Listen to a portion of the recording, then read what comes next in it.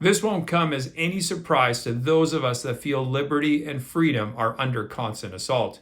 Leaders of the Group of 20, the G20, have issued a joint declaration promoting a global standard on proof of vaccination for international travel and calling for the establishment of global digital health networks that build on existing digital COVID-19 vaccine passport frameworks.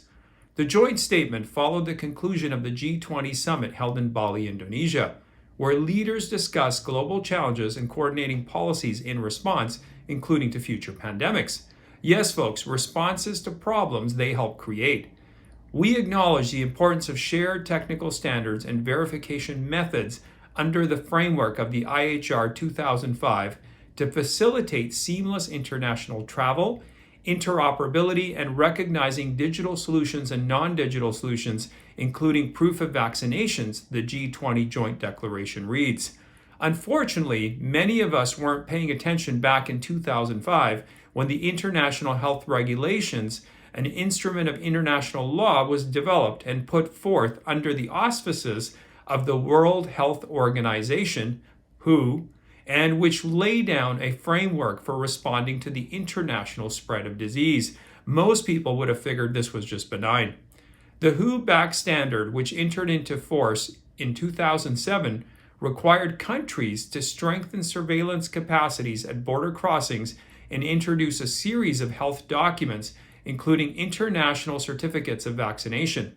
Once again, this was met with little resistance, primarily due to the fact that its weaponization seemed far-fetched at the time and beyond anybody's imagination, other than those who obviously were the architects.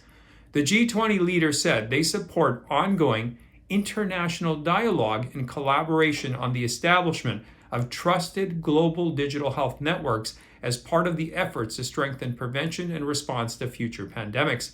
Dialogues, unless it's from citizens who oppose their overreach. They added that these global digital health networks should capitalize and build on the success of the existing standards and digital COVID-19 certificates. What success? Oh, you mean being successful at suppressing individual rights? Yeah, I guess on that front, you guys are the clear winners. Critics have singled out COVID-19 vaccine passports and related forms of digital identity frameworks as an invasion of privacy and a tool governments and corporations employ to coerce human behavior by denying access to services and infrastructure, something citizens experienced worldwide firsthand over the past couple of years. The joint declaration follows recommendation from Indonesia's Minister of Health, Budi Gunadi Sadikin, made during a Business B20 panel held ahead of the G20 summit. Let's have a digital health certificate acknowledged by WHO. If you have been vaccinated or tested properly, then you can move around, he said during a panel on November 14th. Sadikin added that the benefit of a global WHO standardized vaccine passport would be to facilitate international travel. So much for visiting Indonesia. They're off my list. So, for the next pandemic, instead of stopping the movement of the people 100%, which stopped the economy globally, you can still provide some movement of the people, he added. It's too bad that someone didn't give Sadikin a basic lesson on science instead of totalitarianism. Sadikin added that the G20 countries have agreed to such a global digital health certificate and that the idea now is to introduce it as a revision to the IHR framework at the next World Health Assembly, WHA, scheduled for May 2023 in Geneva, Switzerland. Couldn't they at least hold one of these in Chernobyl? I mean, I'd even chip in for airfare for all of them. As a reminder, the fiends at the World Economic Forum, WEF, said in a February 2022 report that vaccine passports serve as a form of digital identity. This was in addition to the WEF's comment that digital identity determines what products and services and information we can access, or conversely, what is closed off to us. For those of you living under a rock, Herr Schwab and his WEF cancer are hell-bent on employing a global digital identity framework which will undermine privacy and freedom across the world. Hey, never let a good crisis go to waste, right, Herr Schwab? For folks who don't believe in global borders, they sure want digital ones.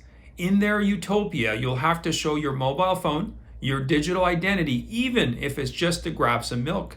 And unlike Seinfeld's famous soup Nazi, who just denied the gang soup, these real-life Nazis like Schwab aren't just interested in denying you products and services, but access to society at large. Folks, contact your elected officials and tell them no. May 2023 is a bit away.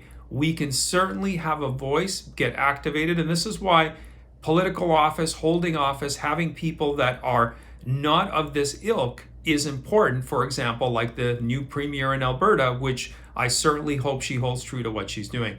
Anyway, thanks for watching. I do appreciate it. Please post any comments you have in the comment section. You can also follow me on my Rumble on my Locals account. If you're new to the channel and haven't subscribed, do so. If you're new, check out some of the other videos, and I will see you next time.